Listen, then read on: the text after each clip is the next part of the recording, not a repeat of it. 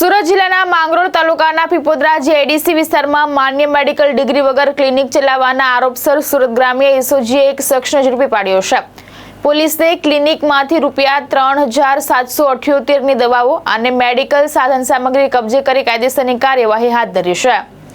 સુરત ગ્રામ્ય એસઓજીને મળેલી બાતમીના આધારે પીપોદરા જેઆઈડીસીમાં મોગલ માતાના મંદિર નજીક આવેલા ધારા કોમ્પ્લેક્સની એક દુકાનમાં તપાસ હાથ ધરવામાં આવી હતી। તપાસ દરમિયાન પશ્ચિમ બંગાળના મૂળ વતની અને હાલ પીપોદરામાં રહેતા 66 વર્ષીય મધુસૂદન શાંતિરામ વિશ્વાસને ઝડપી પાડવામાં આવ્યો હતો। પોલીસના જણાવ્યા અનુસાર આરોપી પાસે તબીબી પ્રેક્ટિસ માટે જરૂરી માન્ય ડિગ્રી કે નોંધણી નહોતી। સ્થળ ઉપરથી ₹3,778ની દવાઓ અને મેડિકલ સાધન સામગ્રી કબજે કરવામાં આવી છે।